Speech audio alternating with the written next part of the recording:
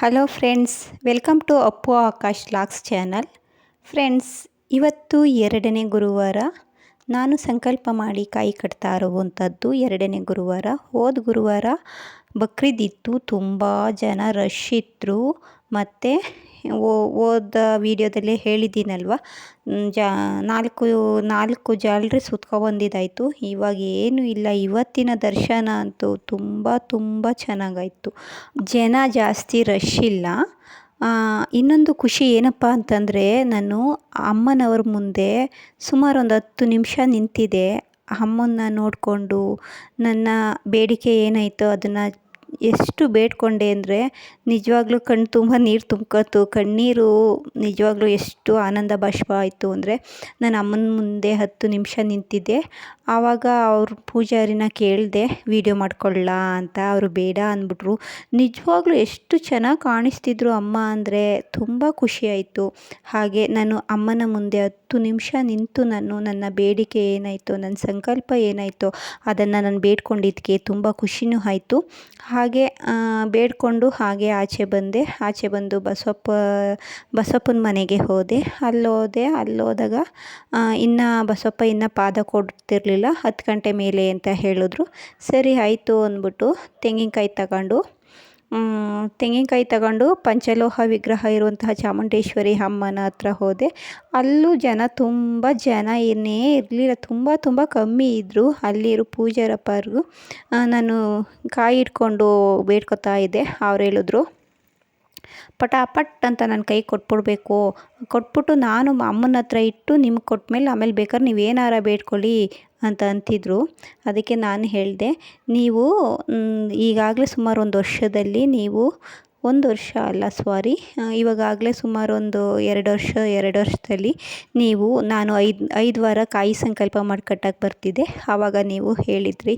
ನೀವು ಹೇಳಿರುವಂತಹ ನಿಮ್ಮ ಮಾತುಗಳನ್ನು ನಾನು ವಿಡಿಯೋ ಮಾಡಿ ಹಾಕಿದ್ದೀನಿ. ಅದು ಸುಮಾರು ವ್ಯೂಸ್ ಎಲ್ಲ ಹೋಗೈತೆ, ತುಂಬ ವ್ಯೂಸ್ ಬರ್ತೈತೆ ನನಗೆ ಅಂತ ಹೇಳಿದೆ. ಅವರು ತುಂಬ ಖುಷಿಪಟ್ಟರು. ಹೌದು, ನಾನು ಒಳ್ಳೆಯದಾಗಲಿ ಅಂತಲೇ ಹೇಳ್ತೀನಿ.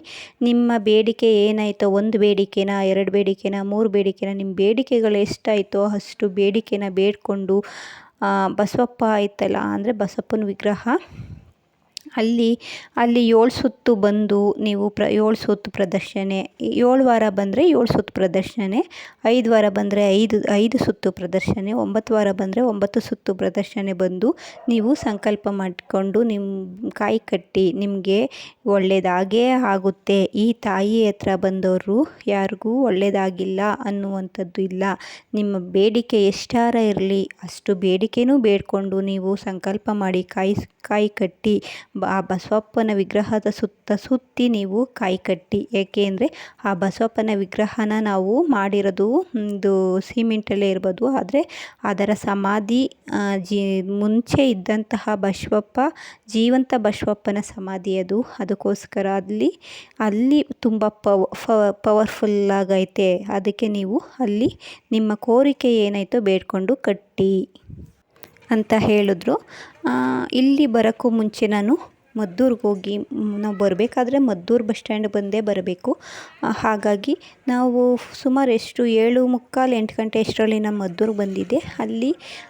ಅಲ್ಲಿ ನಾನು ಮದ್ದೂರಲ್ಲಿರುವಂತಹ ರಾಘವೇಂದ್ರ ಸ್ವಾಮಿ ಮಠಕ್ಕೆ ಹೋಗಿ ರಾಯರ ದರ್ಶನ ಪಡೆದೆ. ನಾನು ಹೋದಾಗ ರಾಯರಿಗೆ ಅಭಿಷೇಕ ಮಾಡ್ತಿದ್ರು.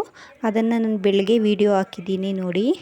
ಗುರುವಾರದ ರಾಯರ ಅಭಿಷೇಕ ಅಂತ ಹೇಳಿಬಿಟ್ಟು ರಾಯರಿಗೆ ಅಭಿಷೇಕ ಮಾಡ್ತಿದ್ರು. ಆ ವಿಡಿಯೋನ ನಿಮ್ಮ ಹತ್ರ ಹಂಚ್ಕೊಂಡಿದ್ದೀನಿ. ಅಭಿಷೇಕ ಇನ್ನೂ ಸ್ವಲ್ಪ ಆಗ್ತಾ ಇತ್ತು. ಹಾಗೆ ನಾನು ಇಲ್ಲಿ ಗೌಡ್ಗೆರೆಗೆ ಹೋಗೋಕ್ಕೆ ಟೈಮ್ ಆಗುತ್ತೆ ಅಂದ್ಬಿಟ್ಟು ನಾನು ವಿಡಿಯೋ ಮಾಡಿಕೊಂಡು ಬಂದೆ. ಹಾಗೆ ನಾನು ವಿಡಿಯೋ ಮಾಡಿ ಕಟ್ ಮಾಡಿದ್ಮೇಲೆ ಮಹಾಮಂಗಳಾರತಿ ಮಾಡಿದ್ರು.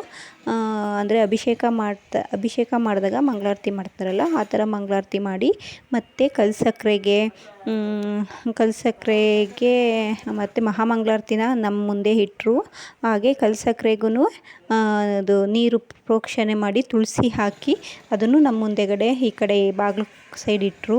ನಮಗೆ ಎಷ್ಟು ಖುಷಿಯಾಯಿತು ಅಂದರೆ, ನನಗೆ ಅಲ್ಲಿದ್ದವರೆಲ್ಲ ಹೋಗಿ ಅದು ಅಭಿಷೇಕ ಮಾಡಿದಂತಹ ತುಪ್ಪದ ಬತ್ತಿ ಆರತಿನ ನಾವು ಆಶೀರ್ವಾದವಾಗಿ ತಗೊಂಡು, ಹಾಗೆ ಕಲ್ಸಕ್ರೆನ ಪ್ರಸಾದವಾಗಿ ತಗೊಂಡು, ಅಕ್ಷತೆ ಎತ್ಕೊಂಡು ಆಚೆಗೆ ಬಂದು ಮಾಮೂಲಿ ಮದ್ದೂರು ಬಸ್ ಸ್ಟ್ಯಾಂಡಿಗೆ ಬಂದು ಅಲ್ಲಿಂದ ಗೌಡ್ಗೆರೆಗೆ ಬಂದೆ. ತುಂಬ ಖುಷಿಯಾಯಿತು ಇವತ್ತಿನ ದಿನ. ಅಲ್ಲಿ ನನಗೆ ಅಭಿಷೇಕದ ಮಹಾಮಂಗಳಾರತಿ ಸಿಕ್ಕಿತ್ತು, ತುಪ್ಪದ ಆರತಿ. ಮತ್ತು ಇಲ್ಲಿ ಅಮ್ಮನ ಮುಂದೆ ಒಂದು 10 ನಿಮಿಷ ನಿಂತ್ಕೊಂಡು ಬೇಡ್ಕೊಳ್ಳುವಂತಹ ಅವಕಾಶ ಸಿಕ್ತು. ಅದಕ್ಕೆ ನನಗೆ ಈ ದಿನ ತುಂಬ ಖುಷಿಯಾಯಿತು. ಯಾರೆಲ್ಲ ಹೊಸ್ದಾಗಿ ನನ್ನ ಚಾನಲ್ ನೋಡ್ತಾ ಇದ್ದೀರೋ ದಯವಿಟ್ಟು ಸಬ್ಸ್ಕ್ರೈಬ್ ಮಾಡ್ಕೊಳ್ಳಿ. Thank you.